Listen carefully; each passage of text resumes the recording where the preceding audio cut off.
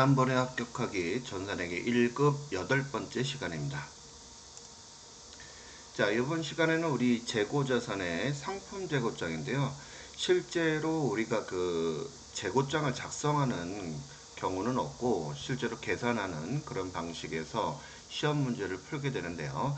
자, 방식은 선입선출법, 총평균법, 이동평균법, 후입선출법 이렇게 이제 우리가 있어요. 자, 보기 예제를 한번 들어보고서 보겠습니다. 자, 지금 5월 1일 날 200개에 400원에 우리가 이제 구입을 한 거죠. 자, 그러면 200개 곱하기 400 하니까 금액이 이제 8만원 나오게 될 것이고, 여기도 마찬가지 64, 24, 64, 24 하니까 금액이 나오겠죠. 자, 400개를 팔았어요. 자, 그러면 선의선출법이면 먼저 들어온 상품이 먼저 나가야 되는 거잖아요. 그래서 여기 먼저 나가고 200개 먼저 나가고, 그쵸? 그 다음에 또 600개에서 자, 몇 개 더 나가야 돼요? 그쵸? 200개죠? 자, 단가는 440원. 자, 이렇게 해서 계산하니까 16만 8천 원만큼이 내 원가죠. 그죠? 자, 그러면 만약에 여기서 매가가 만약에 여기서 600원씩 나갔다. 그러면 4, 6, 24니까 24만원 나오는 거죠. 그러면 16만 8천원짜리를 24만원에 팔았다. 이런 얘기니까 만약에 이렇게 빼주게 되면 매출 총이익이 나오게 되는 그런 경우가 생기겠죠. 자, 그럼 이제 얼마큼 재고가 남았느냐. 기말 재고인데요. 자, 지금 여기에서 200개 팔고 여기 400개 남았잖아요. 그 다음에 또 200개 남았죠. 그래서 400개 곱하기 440원 그 다음에 480원 계산하니까 기말 재고는 얼마? 27만 2천원이 되겠죠. 자, 그 다음에 이제 이동평균법으로 들어가겠습니다. 이동평균법은요, 매입할 때마다, 다시 뭐 할 때마다, 매입할 때마다 평균 단가를 구하는 거죠. 그래서 이 평균 단가를 어떻게 구하냐면, 매입금액, 자, 매입금액에서 매입 수량을 나눠주는 거예요. 그러면 여기 이제 처음에 기초가 있었을 것이고, 그쵸? 기초의 매입 금액, 기초의 매입 수량 하게 되면 우리가 평균 단가를 구할 수 있는 거죠. 자, 5월 1일 날 처음에 우리가 기초의 상품이 있고 10일 날 우리가 매입하지 않았습니까? 그죠? 그러면 우리가 계산하게 되면 248 하니까 8만 원 나오고 그 다음에 26만 4천 원이 매입 금액이 나오는 거죠. 그럼 이제 분자가 되는 것이고 여기는 분모가 되는 거잖아요. 해서 보니까 평균 단가가 430원이 나왔어요. 그러면 지금 5월 20날 매출 원가를 계산하면 400개 곱하기 430원이 평균 단가니까 계산하니까 매출 원가는 17만 2천 원이 나오겠네요. 그러면 자 31일 날 보니까 또 매입했죠. 그죠? 그럼 뭐 할 때마다 평균 단가 구하랬어요? 그죠? 매입할 때마다. 그러면 자 아까 우리가 8만원하고 26만 4천원 자 8만원 플러스 26만 4천원 자 더하니까 34만 4천원이잖아요. 그런데 우리가 17만 2천원만큼 물건을 팔았으니까 빼줘야 되겠죠. 그죠? 그래서 여기 마이너스 그 다음에 요번에 200개 곱하기 480 하니까 96,000원 나오잖아요. 이렇게 매입 금액 적었어요. 자, 수량도 마찬가지. 자, 800개에서 그죠? 자, 요번에 400개 나간 거 빼주고 200개 또 구매를 했잖아요. 그죠? 해서 447 원이 나왔고요. 그럼 몇 개? 200개. 자, 지금 총 몇 개가 남아 있는 거예요? 자, 지금 800개에서 200개 샀으니까 1000개 아니겠습니까? 근데 400개 나왔으니까 600개 남은 거죠? 그죠? 단가는 447원에서 26만 8,200원이 기말 재고가 되겠습니다. 자, 이처럼 우리가 이동평균법이다라고 하는 것은 매입할 때마다 평균 단가를 구하는 방법이 된다는 거. 자, 그 다음에 이제 총평균법으로 들어가겠습니다. 총평균법은요, 총 매입 금액에서 자, 총 매입 수량을 나눠주는 거예요. 그러니까 우리 매입한 금액을 다 적는 거죠. 요거 자, 요거 다 매입 금액이죠. 자, 분자로 들어가고 그 다음에 여기 매입 수량이잖아요. 200개, 자 600개, 800개에서 1000개. 그래서 나온 게 440원이 총 평균 단가가 되는 거예요. 그러면 자 매출 원가는 400개를 팔았으니까 총 평균 단가 440원 계산하니까 17만 6천 원 나왔잖아요. 그죠? 그러면 이제 600개가 기말재고니까 440원 곱하니까 기말재고는 26만 4천 원이다. 이렇게 이제 계산하는 방식이 바로 총평균법이다라는 거 알아두시면 될 것 같아요. 자, 그 다음에 이제 후입선출법입니다. 우리가 총평균법 방금 전에 했고요. 그쵸? 자, 우리가 총평균법 했고, 그 다음 후입선출법이네요. 자, 총평균법이, 두 장이 있네요. 그죠? 하나를 삭제를 하든가 해야 되겠네요. 자, 그 다음에 이제 후입선출법으로 들어보겠습니다. 자, 후입선출법은 나중에 들어온 상품이 먼저 나가는 거잖아요. 자, 그러면 지금 현재 요 5월 20날을 기준해서 얘가 나중에 매입을 한 거죠. 그죠? 그 다음에 얘 두 번째. 이렇게 들어가는 거죠. 그러면 얘가 먼저 다 나가야 되겠어요. 그죠? 400개 곱하기 440원. 계산하니까 17만 6천 원이 나가게 되겠죠. 그럼 이제 기말재고는 어떻게 되겠어요? 자, 남아있는 거 그대로 다 적어야 되겠죠. 자, 여기에서 200개 남은 거. 자, 그 다음에 440원짜리에서도 남았고, 그 다음에 마지막에 산 것까지 다 남았죠. 자, 26만 4천 원. 자, 그러면 우리가 이제 여태까지 계산한 건 매출원가의 크기, 즉 비용이다 이런 얘기잖아요. 매출원가는 제가 비용 중에 대장이다 이렇게 얘기했으니까, 자, 우리가 비용의 크기는 누가 더 크다? 후입선출법이 가장 크고 선입이 적다. 왜? 비용이 크다는 얘기는 순이익이 적게 나오는 방식이다 이렇게 했었잖아요. 그러니까 순이익이 적게 나오는 것은 후입선출법, 많이 나오는 것은 자산이 크다는 얘기는 자산이 크면 자본도 크고 당기순이익도 커진다라고 했었잖아요. 그래서 자 이렇게 선입선출법이 큰 거죠. 그래서 이 개념을 정확히 좀 알아두셔야 됩니다. 계산하는 거 알아두셔야 돼요. 자, 우리 시험에서는 어떻게 나왔는가 잠깐 보도록 하겠습니다. 자, 선입선출법과 총평균법에 대해서 기말재고자산을 구하라는 것으로 우리가 한번 해보라 이런 얘기잖아요. 그러면 기말재고는 몇 개가 남았느냐 이런 얘기니까 자 여기서부터 매출한 거서부터 여기 잠깐만 보니까 총 20개를 팔았다 이런 얘기 아니겠습니까? 그죠? 그럼 선입선출법은 얘 먼저 나가고 그죠? 여기서도 10개가 나가니까 자 20개가 남았을 거예요. 얘는 그대로 10개가 남았을 것이고 그러면 20개 곱하기 그대로 12만원짜리 그 다음에 여기 10개는 그대로 11만원짜리 해서 총 350만원일 때에 기말재고자산이 남게 되겠죠. 그죠? 자 그럼 총평균법은 어떻게 계산한다 그랬어요? 총 매입금액 그죠? 총 매입금액 요 계산하게 되면 이렇게 되겠죠. 10개 곱하기 10만원 그죠? 플러스 또 30개 곱하기 12만원 플러스 그 다음에 또 뭐예요? 10개 곱하기 11만원. 자, 이게 이제 매입금액 총 금액이고 수량은요. 10개 플러스 30개 그 다음에 10개 이렇게 해서 나눠줘야 우리가 평균 단가를 구할 수 있는 거거든요. 그래서 총 평균 단가가 얼마냐 봤더니 11만 4천 원이잖아요. 그러면 우리가 지금 총 평균 단가에서 기말재고자산은 몇 개가 남았냐 이거를 계산하는 거니까 자 여기 총 매입한 거는 몇 개?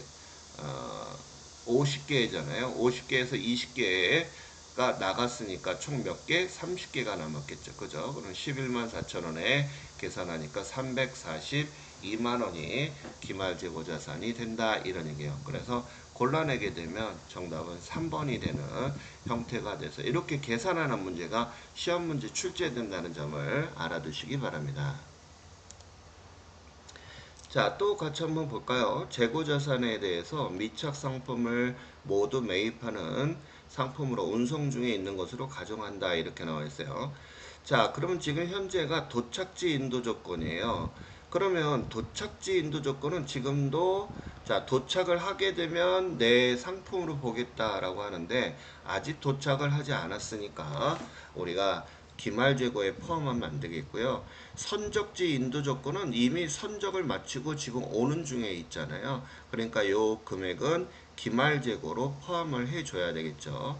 그 다음에 수탁자가 창고에 보관하고 있대요. 수탁자가. 그럼 우리 저번에 위탁자하고 수탁자가 있는데 수탁자가 보관하고 있는 상품은 위탁자의 기말재고라고 그랬잖아요. 그죠? 그래서 자 이것도 마찬가지 기말재고로 포함해야 되고 그 다음에 매입이사 표시를 안 했으니까 당연히 이것도 기말재고에 해당이 되겠죠. 그래서 총 기말재고 상품이 얼마냐라고 물어보면 15만 원이라고 대답을 하셔야 되겠어요. 자, 기출문제 3번도 볼까요? 물가가 지속적으로 상승한다라고 했으니까 우리가 인플레이션을 얘기하는 거잖아요. 매출 총이익이 가장 크게 나오는 거 선입선출법이라고 했었잖아요. 그죠? 그래서 선입이 이익이 가장 많이 나오고 후입이 가장 적게 나온다라고 했었어요. 자, 그 다음에 이제 우리가 감모에 대해서 배울 거예요. 자, 감모라고 하는 것은 우리가 도난이나 훼손당하는 것을 감모라고 그래요. 그래서 파손당하거나 마모되거나 도난, 분실, 증발 이런 걸 우리가 이제 감모라고 얘기하는데 감모는 장부상 수량에서 실제 수량을 뺀 다음에 우리가 산 취득 단가로 계산을 해주면 감모 손실 금액이 나옵니다. 자, 이 정상적인 감모와 비정상적인 감모 회계 처리 방법이 있는데요. 정상적일 때는 매출원가에 반영한다 이런 얘기니까 우리가 매출원가 계산할 때 어떻게 계산했어요? 기초와 매입액을 더해서 기말을 빼줬잖아요. 자, 이때 반영을 해주는 거고 비정상일 때는 그냥 영업 외 비용으로 처리를 해라. 재고자산, 감모 손실 이렇게 비용 처리하라 이런 얘기입니다. 자, 그 다음에 이제 평가하는 거 한번 볼까요? 평가는 우리가 기말이 한다라고 했었잖아요. 그쵸? 그래서 실제 수량에다가 우리가 취득 원가에서 시가 요 개념을 계산을 하고 차감을 한 다음에 평가 손실을 구하는 방법이 우리가 평가 재고자산 평가 손실이다 이렇게 이제 보시면 됩니다. 자, 앞전에 우리가 배웠던 것 중에서 자산이 증가하면 자본도 증가한다라고 했던 거 기억하십니까? 그 자본 안에는 당기순이익이 있다라고 그랬어요. 그 다음에 비용 중에서 가장 대장이 누구라고 그랬어요? 매출원가라고 그랬고 수익 중에 대장은 누구라고 그랬다? 매출액. 수익이 대장이에요. 그래서 자산이 증가하면 자본도 증가하게 되고 수익과 조세도 전부 다 증가하지만 부채가 증가하게 되면 매출원가가 증가되고 나머지 자산, 자본, 수익, 조세는 전부 다 어떻게 된다? 감소되는 이런 영향을 미친다는 거. 요거는 정말 중요한 거예요. 꼭 알아두셔야 되겠습니다. 자, 그럼 우리가 실제로 한번 문제를 풀어보도록 할게요. 자, 우리 시험보다는 좀 높은 건데요. 세무 2급에서 나올 수 있는 그런 문제니까 우리 선생님들이 좀 알아두시면 좋을 것 같아요. 자, 그럼 먼저 여기 보시면 어떤가 볼까요? 기초 상품은 80만 원이고요. 단기 매입액은 500만 원이다. 매출원가는 얼마인가 이렇게 물어봤어요. 자, 그러면 기초 상품이 80만 원이 있고요. 그 다음에 기말 상품이 기말이 아니라 매입액이 있죠. 그죠? 매입액. 자, 매입액이 500만 원이 있다. 이렇게 나와 있습니다. 그러면 기초 상품과 매입액을 두 개를 더한 것을 우리가 판매 가능 상품이다. 이렇게 얘기해요. 그러면 얼마 나왔어요? 580만 원이 자, 지금 580만 원을 판매할 수가 있는 거잖아요. 그죠? 자, 그럼 여기서 이제 기말 상품을 빼주게 됐을 때 우리는 이제 매출원가가 나오게 되는 것이죠. 자, 그럼 지금 이제 매출원가를 구하라고 했던 거잖아요. 단기 매출원가는 얼마냐고 물어봤으니까. 자, 그러면 이제 정상적으로 처리한다라고 해놨어요. 그럼 여기 일반 회계 기준에서 우리 알아둘 것, 정상적으로 발생한 감모 손실은 매출원가에 가산하고 이런 얘기가 있어요. 가산하고 비정상적일 때는 감모 손실은 기타 비용, 즉 영업 외비용으로 처리하라 이런 얘기가 되는 거거든요. 그러면 매출원가에 직접 가산한다 이런 얘기니까 어떻게 계산이 되는가 한번 보겠습니다. 자, 장부 수량이 1000개고 실제가 지금 950이니까 감모 수량이 지금 몇 개가 생겼냐 하면 50개만큼이 지금 도난당한 거잖아요. 그죠? 그 다음에 단가는 얼마야? 1000원씩 아니겠습니까? 그죠? 그러면 실제로 기말재고는 1000개가 있는 게 아니라 950개밖에 없는 거니까 1000 곱하니까 실제의 기말재고 금액은 얼마다? 95만 원이다. 이런 얘기거든요. 그래서 기말 95만 원을 빼주니까 매출원가는 얼마 나오죠? 485만 원이 바로 매출원가가 된다. 이런 얘기가 되는 거잖아요. 정답은 3번이 되는 거죠. 자, 우리가 이제 감모금액 이런 내용을 풀어봤어요. 자, 다음 문제도 같이 보겠습니다. 자, 여기 물가가 상승한다는 얘기는 인플레이션을 얘기하는 거잖아요. 인플레. 자, 기초재고 수량과 기말재고 수량이 같은 경우에 매출원가, 그 다음에 당기순이익, 법인세 비용을 가장 높게 재고자산 원가 결정 방법으로 묶여져 있는 것은 이렇게 나와 있어요. 그러면 우리가 인플레일 때, 자, 뭐라 그랬냐? 매출원가는 비용 아니겠어요? 비용이 가장 큰 거는 무슨 법? 후입선출법이고, 이익이 가장 많이 나오면 선입선출법이죠. 이익을 많이 내면 세금도 많이 낼 거 아니에요. 그래서 선입선출법. 그래서 정답은 2번이 됐다. 이런 얘기예요. 꼭 알아두실 거. 비용이 가장 큰 거는 무슨 법? 후입선출법. 자, 이익이 가장 많이 나오는 거 무슨 법? 선입선출법. 이익을 많이 내니까 세금도 가장 많이 내게 되겠죠. 그죠? 자, 이거 좀 알아두시고. 자, 원재료를 매입하고요. 그 다음에 매출원가로 계약금을 매출원가로 회계 처리했대요. 그러면 우리가 계약금을 지급한 것은 선급금이다 이렇게 배웠었는데, 자, 이거를 매출원가로 처리를 했나 봐요. 그러면 어떻게 되느냐? 비용이 어떻게 돼요?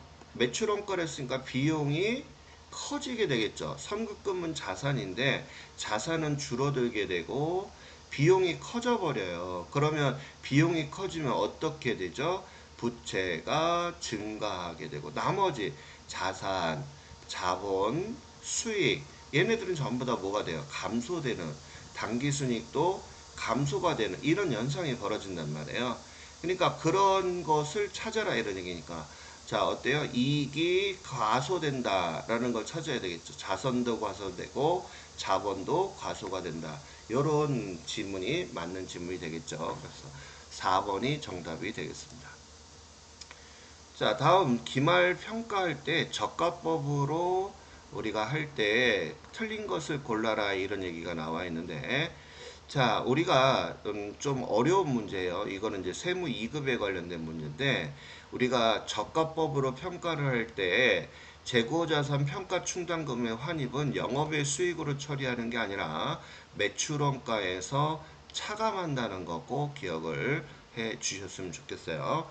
그래서 이게 틀렸다라는 점. 자, 이번 시간에는 우리 이 재고자산에 관련된 거 쭉 배웠는데요.